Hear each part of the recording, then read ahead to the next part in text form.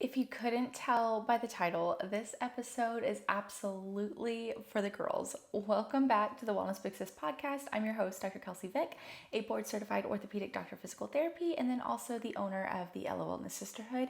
And welcome back, whether or not you're a first timer, thank you for coming, or if you're a long time, well, as long term as the podcast has been out, listener, I super duper appreciate it. If you haven't already, if you could give this like a subscribe, a follow, a like, a comment, whatever, it really helps us out no matter what platform you're watching on or listening on.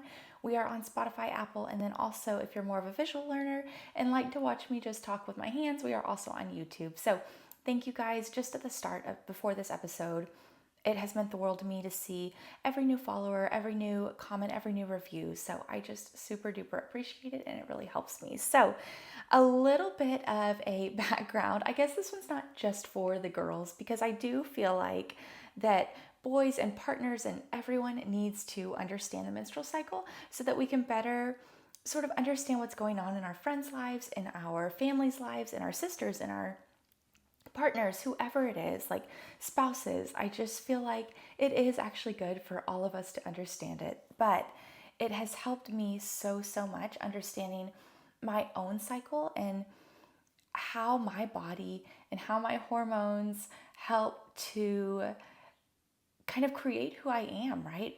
In regards to my emotional regulation, my motivation, my ability to work out, recover from workouts, like all our menstrual cycle affects all of that. And so having a better understanding of that has helped me to better understand myself and also understand that sometimes when I am feeling low motivation or low energy or just low confidence, that I can say, you know what, Kelsey, what part of your cycle are you in? That's why. Like, just stick it out, ride the wave, because you know that that increase in motivation is coming. And so it's things like these that have really helped me to understand my own body. And I've been tracking my cycle for since college. So let me think. Probably the last almost 10 years, almost 10 years, not quite, but with all of the tracking of my basal body temperature and even like boys, this is probably TMI, but cervical mucus, like all of these regulators of and indicators of our menstrual cycle and hormonal health, it has just helped me to better understand my body. And so I think it's super important for us to understand the menstrual cycle, girls especially, but then also, I was just joking, it's definitely for the boys too. Not that they have to understand it as in depth, but it does help. That way you can better help your partner, help your friends, help your sisters, help your wife, your spouse, whoever it is, in their like just cycle that their body naturally goes through. So a little bit of a sort of check-in, I guess, on our Summer Shorty series. As a reminder, the Ella Wellness Sisterhood is offering a free 4-week Summer Shorty workout series, which is 4 weeks worth of workouts. The Shorty workouts are our like the most loved on the sisterhood. They're 10 to 20 minutes long, super targeted. So it's 4 weeks worth of workouts. We have upper body, lower body, core. There's a bonus cardio one in there. So it's all sort of free. So I'll link that in the show notes. But thank you guys for joining along. If you have been joining us for the Summer Shorty series, and then if you're just now hearing about it, we'd love to have you. It's completely free. I don't even think you have to type in your credit card information, but it just allows you while you're on this like summer break, summer holidays, whatever, to be able to stay consistent in your movement routine in a super quick, super efficient, super targeted way. And so we'd love to have you. I'll leave the link in the show notes to sign up. But we'll get into all of the anatomy, physiology of the menstrual cycle first. And then at the end, which I think is the most fun part, we get to chat about what happens at each phase within our bodies in regards to systemic feelings. So whether or not we're like more inflammation, less inflammation, higher risk for illness, lower risk for illness. We'll talk about movement, like what we need to watch out for when it comes to movements. Do we need to prioritize recovery?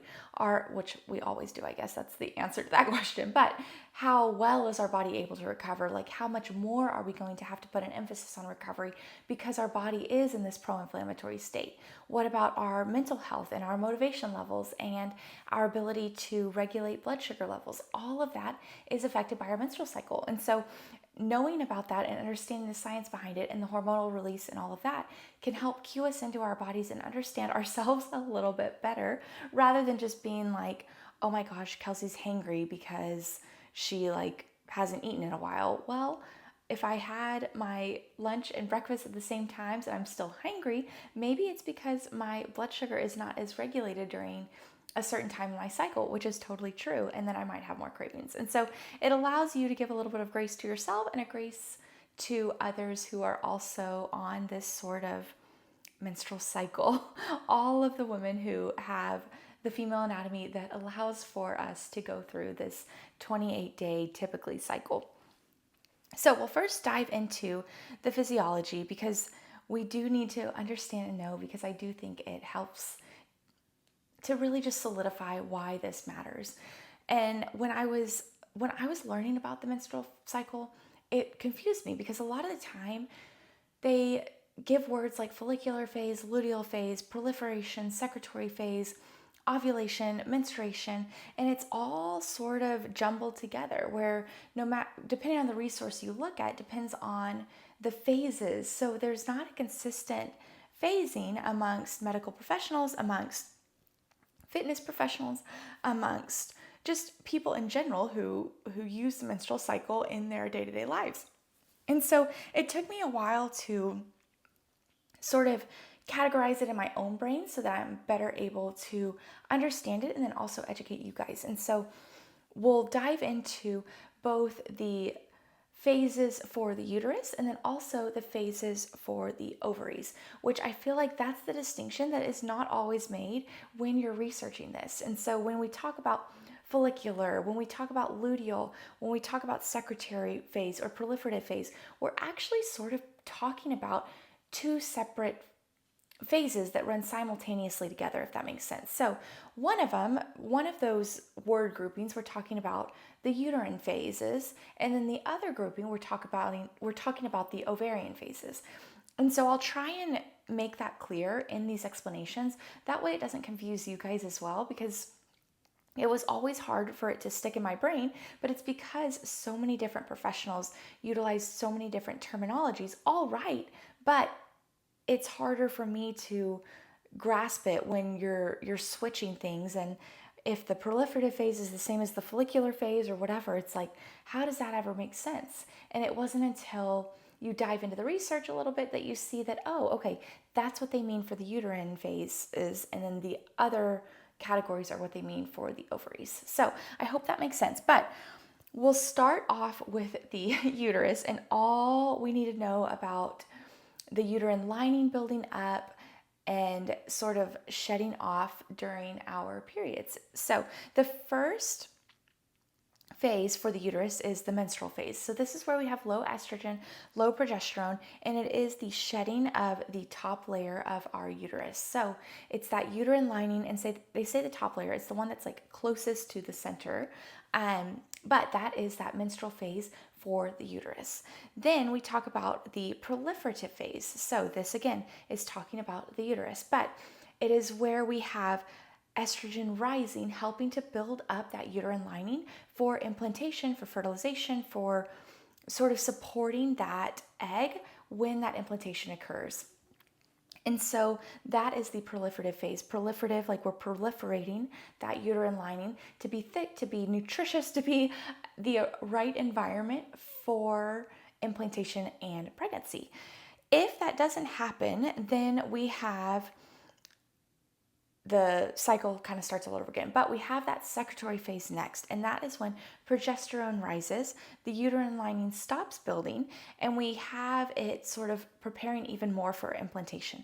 If no implantation occurs, that's where secretion occurs, and then we go back to the start where the shedding of that top layer of the uterus occurs. So we have the menstrual phase, the proliferative phase where it's building up of that uterine lining, and then the secretory phase where it's releasing that uterine lining if implantation does not occur. So that is for the uterus. And I do feel like these are the phases that aren't as talked about, where we might not see that terminology besides menstruation, but we might not see that terminology as often. But this next one is the one I do feel like we see a little bit more, and that's in regards to the ovaries. So we have the follicular phase, ovulation, and then the luteal phase as well. And then at the start of that is menstruation. So menstruation, follicular phase, ovulation, and then the luteal phase. So during the follicular phase, the pituitary gland cues the brain to release a follicle stimulating hormone, which is called FSH. FSH cues the release of the follicle from the ovaries that will help to sort of mature and have the egg grow inside of that follicle. So the follicle helps to produce estrogen as it matures. That increase in estrogen as the follicle matures cues the brain to release luteinizing hormone and increased levels of luteinizing hormone. So now we are in the ovulation phase. So the luteinizing hormone causes the release of the egg from the follicle. So the follicle is like a bubble helping to sort of protect that egg that's maturing. As it's maturing, it's producing that estrogen. It goes to a feedback loop to the brain to say, hey, this is maturing. We're producing more and more estrogen. This egg's maturing. So now we release luteinizing hormone to help release that egg. Estrogen, after that egg release sharply decreases because, again, that follicle is no longer there to help produce that estrogen as that egg matures. Then we have the luteal phase, which is when progesterone released will help to support that fertilized egg if fertilization should occur. If no fertilization occurs, progesterone will peak and then sharply decline. So that is the luteal phase. So for ovarians and for the ovaries in general, we have menstruation, we have the follicular phase, ovulation, and then also the luteal phase. So again, those are the terms I feel like are utilized more so, but it's important to know that we do have sort of uterine phases, and then we also have ovarian phases, and they do overlap. And so if you are confused about the terminology, just look and remember what they are referring back to, what part of our female anatomy they're referring back to, whether or not it's the uterus or whether or not it's the ovaries. And that'll help to clear up some of that confusion. Now for the fun part, where we'll go through a few characteristics of each phase and what to sort of look out for, learn a little bit about your body, especially if you're in a certain phase right now. I hope this sort of validates you a little bit in what you're feeling and how you're feeling, and whether it's in regards to mentally or in regards to your workouts, physically, nutrition, whatever it is. So I think this is the super fun part. But we'll start out. This is what really got me into tracking my cycle, because I do feel like I learned so much more about my body as soon as I realized, like, oh, I'm in this phase. Why am I so hangry, for example? Oh, because my blood sugar has a harder time stabilizing during this phase, so my cravings are a little bit more, and that's okay.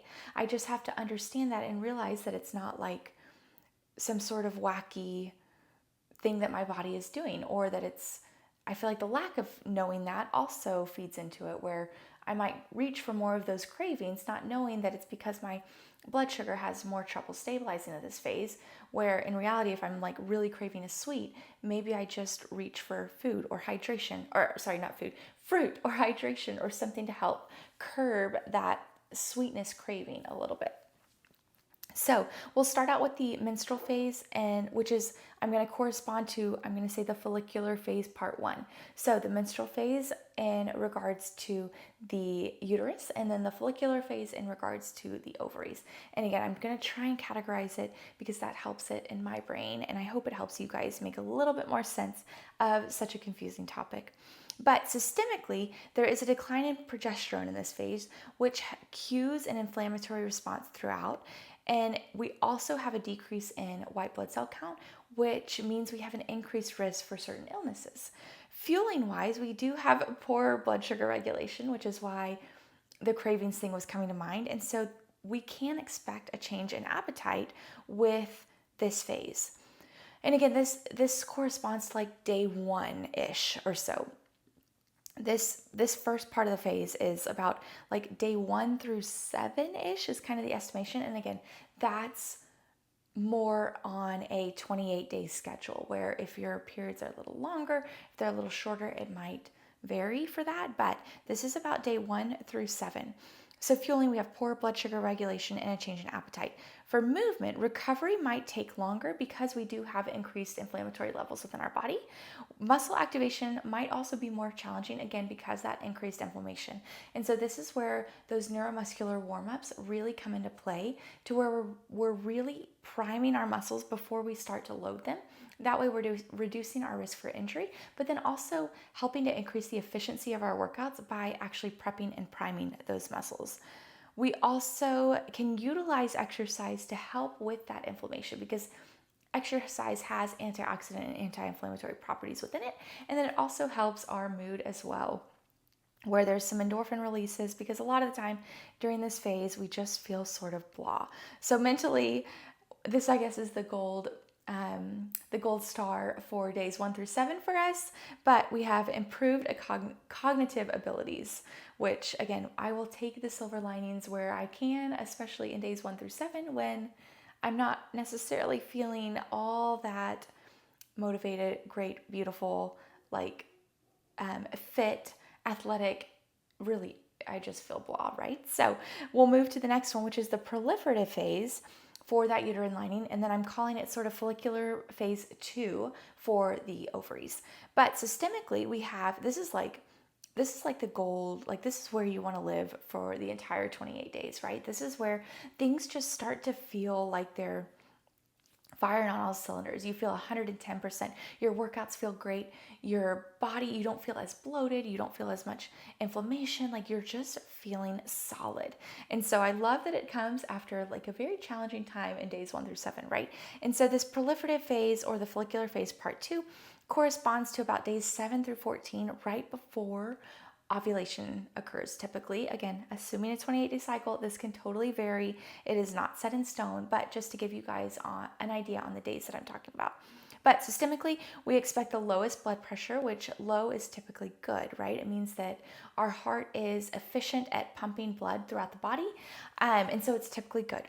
Fueling, we have more stable blood sugars, so we have less cravings. For movement, we have improved repair of muscle tissue, improved recovery, although at this point, there's a little asterisk, because since we do feel so good, we still need to prioritize recovery, because a lot of times we'll just feel like we don't need to recover, or we don't need to prioritize that because we do feel so good. And mentally, we feel more motivated and we have increased energy levels. So it's really the phase that I want to live in, I wish, for my whole life, but it's also the phase where I know what's coming, right? I know that there's like a pot of gold on the other side of the rainbow, per se, if that like imagery checks out with you too. But I know that after my period, I have this heightened sense of motivation, this heightened recovery, this just better movements and workouts. Like my runs feel good, my strength training sessions feel good, like you just feel good. So this is the light at the end of the tunnel. Next, we'll move into ovulation, and then the first part of the luteal phase. And so again, ovulation occurs with more, they call it sort of the ovulatory phase for the uterine and the ovaries, obviously, but it also lines up with the first part of the luteal phase, which is specific to the ovaries. So systemically, we have an increased resting heart rate and heart rate during activity, which again, we want a lower resting heart rate. Typically it's a good thing unless you have some sort of underlying AFib or heart condition, or something that causes, not AFib, but arrhythmias that are in the heart that cause you to have a lower heart rate. But typically a lower heart rate is good. We have increased breathing difficulties and breathing rate. We have improved immunity though, because we do have increased white blood cell count and increased neutrophils.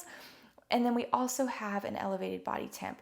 That's sort of the cue. If you do track it on a basal body thermometer, you can see that this sort of increase in your basal body temperature corresponds to ovulation. And so because we have a heightened temperature, we can kind of understand that, oh, our body's going through ovulation right now.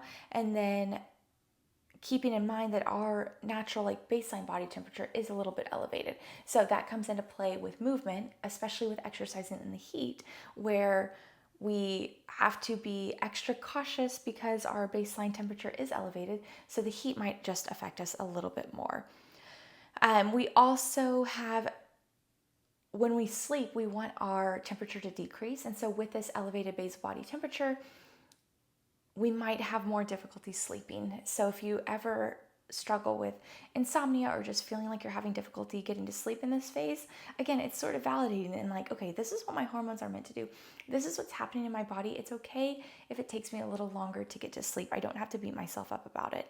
We also want to prioritize longer recovery after exercise because of the elevated progesterone levels, which again are that sort of like pro-inflammatory hormone.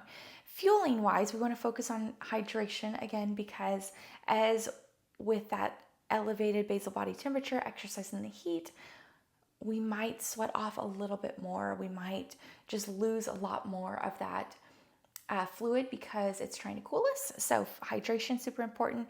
Again, we have more unstable blood sugars, so more cravings. And then we also want to focus on protein as muscle breakdown and repair might struggle a little bit more during this phase. And finally, mentally, we might be more emotional and lethargic, and that is okay. Again, the more you know, right, the more you can be a little bit more forgiving of yourself, forgiving of others going through, again, this same with the female anatomy, going through this menstrual cycle with you or family members that are going through it beside you. And then lastly, we have the secretory phase, which again is corresponding to the uterus, and then also the luteal phase part 2 is what I call it, but that's more in regards to the ovaries. So systemically, this is when those hormones drop, so decrease in estrogen and progesterone triggers an inflammatory response. It is thought to be the cause of PMS symptoms, woohoo, which I know we all know about them, and I'm sure our loved ones also know about them, because if you're anything like me, your loved ones get the worst of you, especially during this phase. For fueling, we have insulin sensitivity changes, so we might have more cravings and blood sugar regulation problems. Movement, we need to focus on recovery again due to that increased inflammation. Exercise again can help reduce those PMS symptoms and improve mood and reduce inflammation. So exercise is still a good component of all of this. Mentally, moods are affected because of that sharp hormonal decrease.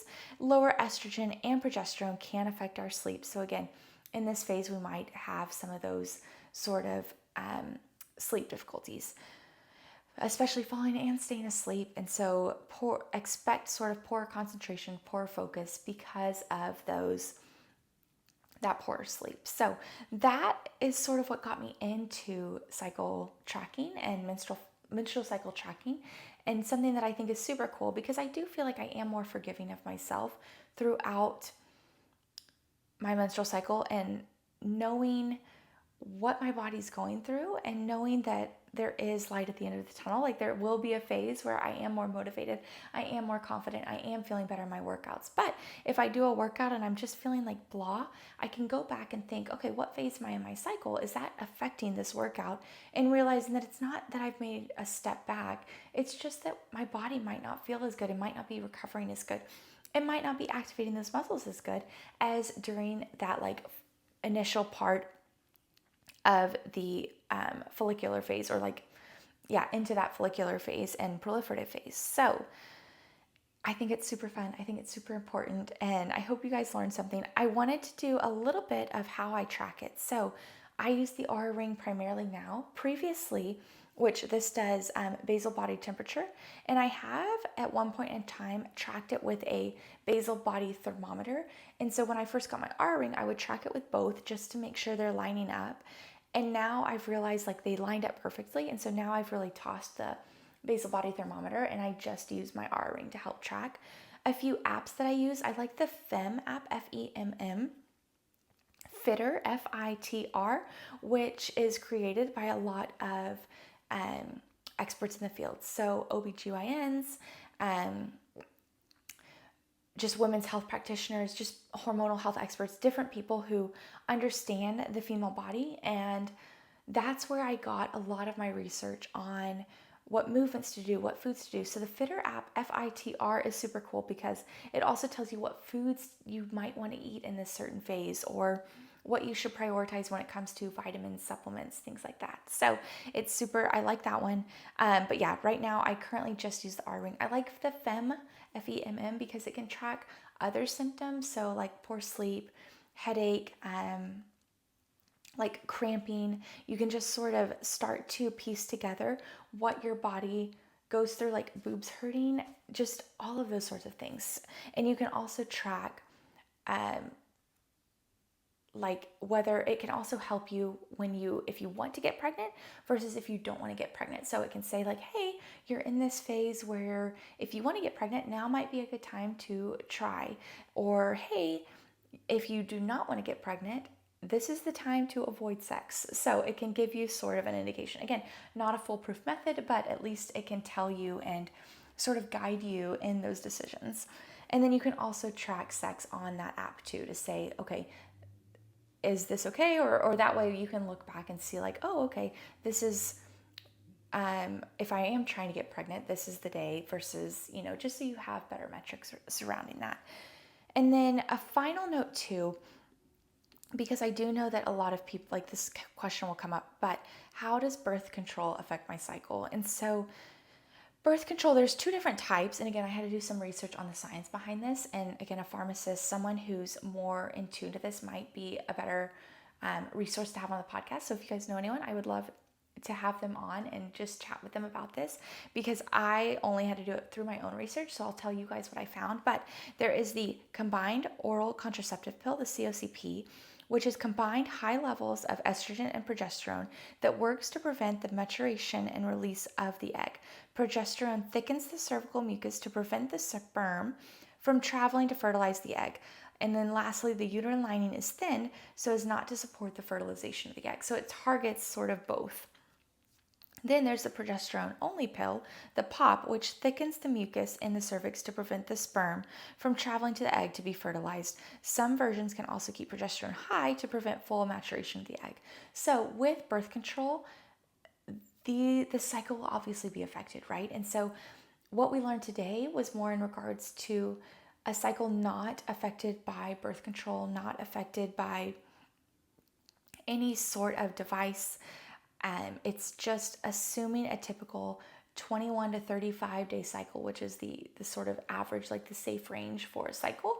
Any shorter, any longer, it might be indicative of something else, but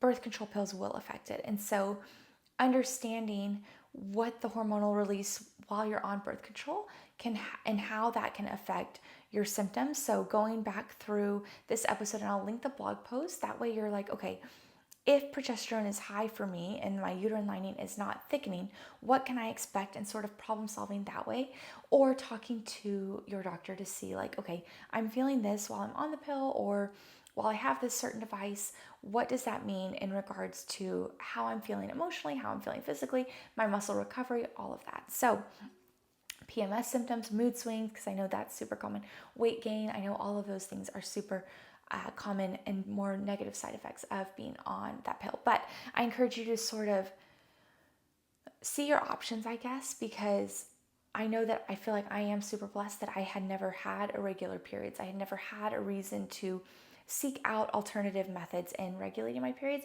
but I feel like almost 75% of my friends have been on some form of birth control before, because, and not even to control like pregnancy, or prevent pregnancy, but to regulate their periods that were happening every 2 weeks, or that they just could bleed for 2 weeks at a time, or different things like that. So if that's you, I do encourage you to get sort of formal hormonal testing. Go see someone who takes a more holistic approach rather than just saying, okay, get on the pill, because there's so many other sort of long-term consequences and short-term, right? No one wants weight gain. No one wants unhealthy weight gain. No one wants mood swings. But I do know that if there's a way to get to the deeper root of what you're going through, and I do have a few good resources. One of them that comes to mind immediately is Bare Nutrition Health, is BARE, Bare Nutrition Health. She is on Instagram, TikTok, maybe YouTube, but she has done a lot in order to help her hormonal health, and she has a class on it too that can help. I believe it's like a 12-week program to help you sort of manage and regulate your hormones and get back on track, because I do feel like, and again, I am such a biased opinion and I do feel like I have such a privileged opinion because I have not had challenges in regards to regulating my cycle, but that being said, I do think it's an important thing that, and something that I would encourage my friends, my daughters, those who do have irregular cycles to get checked out, because they say it's the fifth vital sign. They say our cycles as women are the fifth vital sign, where heart rate, blood pressure, breathing rate, all of these things, but also our menstrual cycle and how regular it is, to help see how our body is just overall functioning. And so I think it's super important to get that checked out and to also get to the root cause rather than sort of masking it. If that is you, someone with 14-day bleeding or 14-day periods where you're having a period every 2 weeks or something like that.